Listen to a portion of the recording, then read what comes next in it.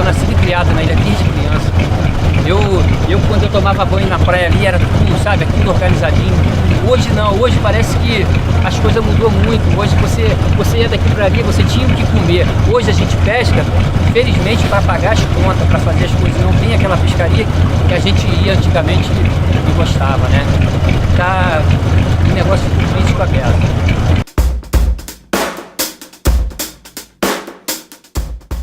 E tá aqui meu pai Jorge, meu paizão que me criou só na base de pescaria. Antigamente, o pescador ele não precisava ter outra atividade. A pesca era o suficiente para sobreviver e sustentar sua família. Coisa que hoje acabou. Isso aí também vem decorrer de muita área limitada, aí, limitaram muito a área do pescador. Poluição também, né? Porque antigamente você saía para pescar aí, 2 dias de pescaria, com 1 dia você voltava, o barco estava cheio de camarão.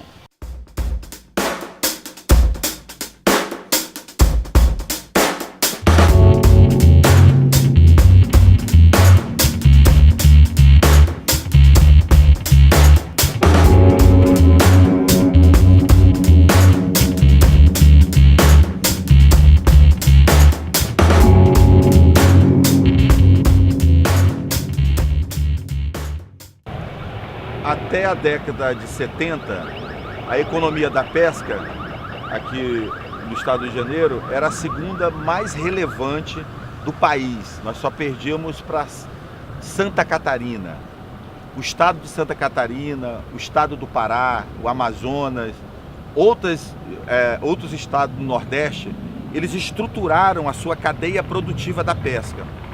E o estado do Rio de Janeiro resolveu destruir a sua economia da pesca. Para você ter noção, vários estudos que foram feitos dos anos 80 até os anos 2000 aqui no estado do Rio de Janeiro, eles não reconhecem a existência de uma economia pesqueira, né? Eles falam que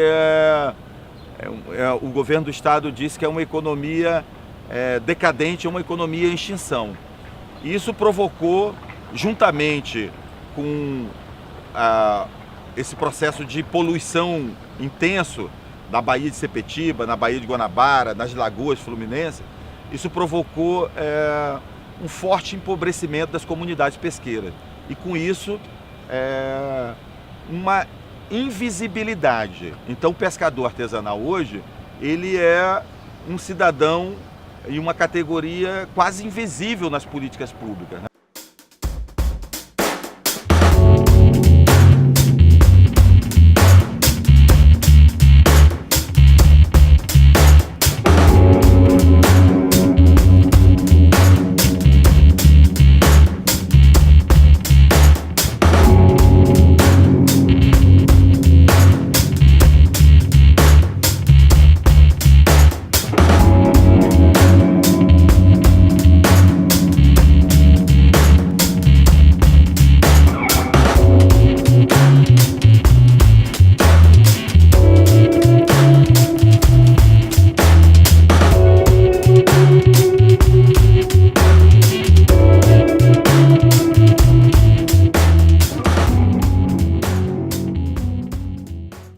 Território, lembrando minha memória. Por exemplo, aqui a gente pegava camarão com a mão. Aqui nessa área aqui mesmo. Ali tinha uma praia que a gente pegava camarão. A gente atravessava daqui a nada aqui e pegava camarão com a mão, siri, o que fosse. Era um lazer nosso aqui. Aqui não tá esse carretéis aí, ó. Aqui assim, essa mesmo. Isso aqui era um canal aqui, ó. Isso aqui era aberto. Aí a água circulava, aí você te via que tinha correnteza. Ah, mudou muito, né? Tipo assim, perdemos espaço, né? A localidade que a gente pesca já não podemos mais pescar, né? Porque tem muita embarcação, né? No caso, no Largo da Bahia aí, a gente não pode pescar mais o camarão, né? Então, perdemos muita coisa sobre o estaleiro. A indústria interfere só mais nessa parte. Que você lembra, nas indústrias, se você for ver uma pescaria ali, você não pode pescar. Muitos poucos deixam você pescar em volta dessa indústria. Marinha, muito menos. Às vezes onde o peixe mais encosta. Alguns tipos de pescaria, onde o peixe mais encosta. O lugar sossegado, não tem muita exploração, aí ele encosta mais. Facilita um pouco e prejudica no outro. Para falar a verdade, os pescadores da ilha estão abandonados, né? A gente não tem como pedir, não tem como reclamar, não tem como fazer nada mais pela pescaria. Infelizmente, É uma coisa que tem muita gente que não se adaptou em outros trabalhos, que é a maneira da gente sobreviver, é a pesca, e não tem como mais viver sobre isso. É muito difícil, a pescaria está cada dia pior, né? A sustentação da família está pior, não tem dinheiro para consertar o que escangalha, né? E não tem um recurso de nada, sobre nada aqui na ilha de Estaleiro, não tivemos esse apoio de ninguém.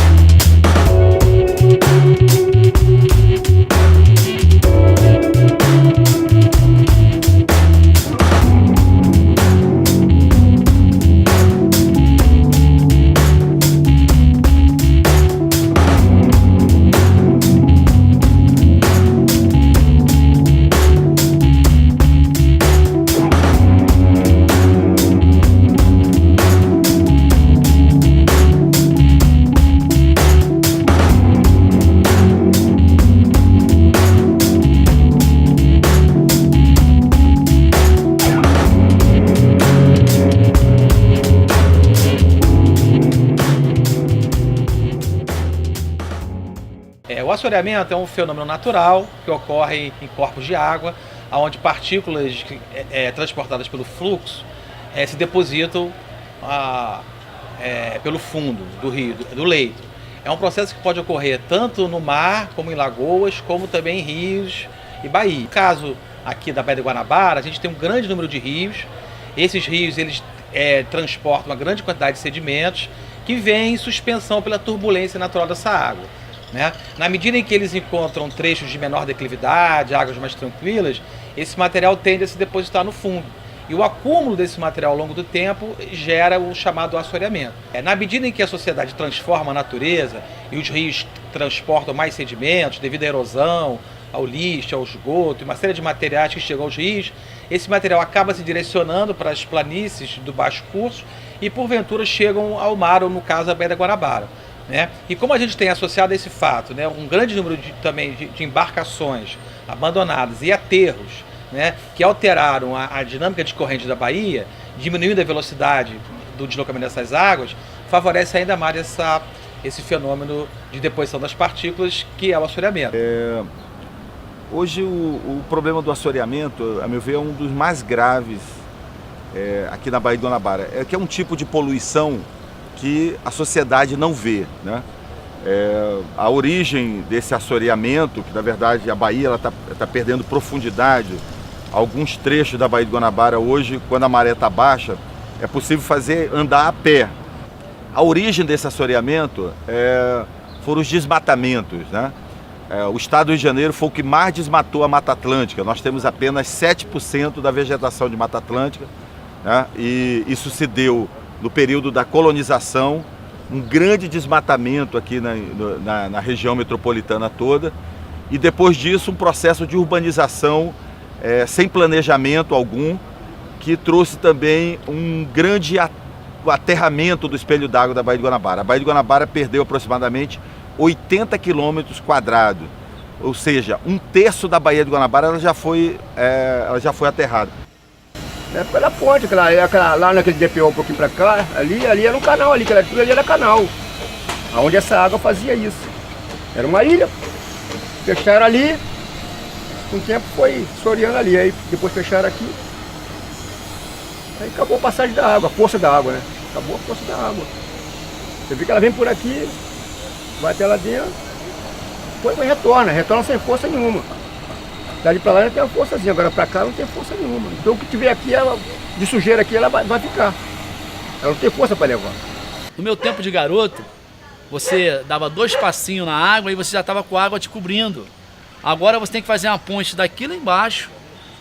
Vamos botar 50 metros de ponte para poder você amarrar seu barco. E se bobear ainda, chega de manhã cedo lá, tem que esperar a maré encher. Tá cheio de lama, conforme acontece aqui no Chatão. Entendeu? Quando a gente era criança aí, você, um pouquinho de ponte já tinha água. Agora, daqui a pouco, até o Chatão, você não consegue chegar nele, de tanta lama. Entendeu? Daqui a pouco tá tudo assoreado, e aí o pescador não tem lugar nem para botar o barco dele, né?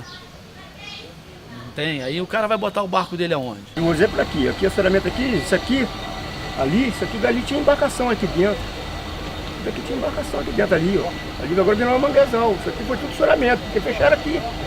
Água, o mar não tem correnteza, então não limpa nada. O que ela pode carregar, o que ela podia carregar, ela não consegue. Ela não consegue carregar. Ela não tem força para isso. Entendeu? Então esse é o assolamento da Baía de Guanabara, no caso do nosso canal aqui, nossa área restrita aqui. E qual é o problema disso? É que a lâmina d'água fica mais rasa, isso afeta a fauna, né? Enfim, e também os ecossistemas de manguezal e o próprio trabalho, né, dos pescadores, as pessoas que vivem, né, na Baía de Guanabara, que dependem de acessar suas casas, sair para pescar, e você não consegue mais acessar as partes fundas da Baía de Guanabara, já que você tem um grande pacote de sedimentos entulhando essa zona. Então, causa uma série de transtornos para a população que precisa navegar nessa zona mais costeira, já que você, em muitos momentos do dia, você não tem condições de botar uma simples canoa, já que a água fica muito rasa. Mais recentemente, esse problema, além do desmatamento da Mata Atlântica, o aterramento das áreas de manguezais e do espelho d'água, há um problema mais recente que aumenta as taxas de assoreamento, que é a presença de várias embarcações, navios, que estão afundados e abandonados na Baía de Guanabara. Estima-se que são em torno de 150 embarcações. Somente naquele trecho entre São Gonçalo, Niterói, ali no canal de São Lourenço, existem 52 embarcações afundadas. Parte dessas embarcações ainda tem combustível dentro, elas têm tinta, verniz, e significa que isso pode provocar um grande risco ambiental na Bahia e está provocando também um prejuízo financeiro para a pesca no Rio de Janeiro.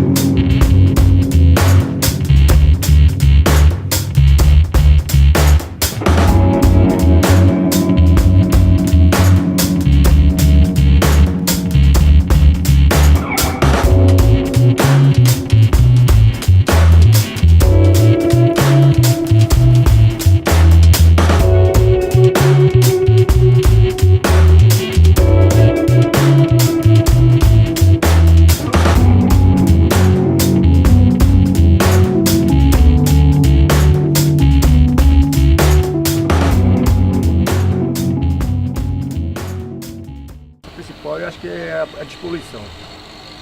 A despoluição que a Bahia ela fabrica peixe. Ela fabrica peixe. Se deixar a água estiver despoluída. Aqui tem camarão. Se a água poluída, tem camarão aqui.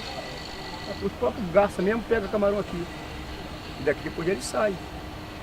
Se fosse pescar aqui, não dá pra pescar aqui, cara. Além das boias, isso aqui é tudo cheio de impureza no mar aí, ferro velho, embarcação velha. Então... Hoje as pessoas estão com o barco parado por causa do lixo, porque hoje em dia você não encontra mais essa pescaria como era antes, né?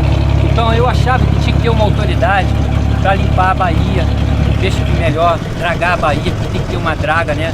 Para limpar o fundo, porque o fundo praticamente está sem oxigênio nenhum, a lama. Eu não entendo muito bem dessas coisas, mas dá para suficiente que você não vê mais aquela pescaria como era antes. As coisas não eram antes.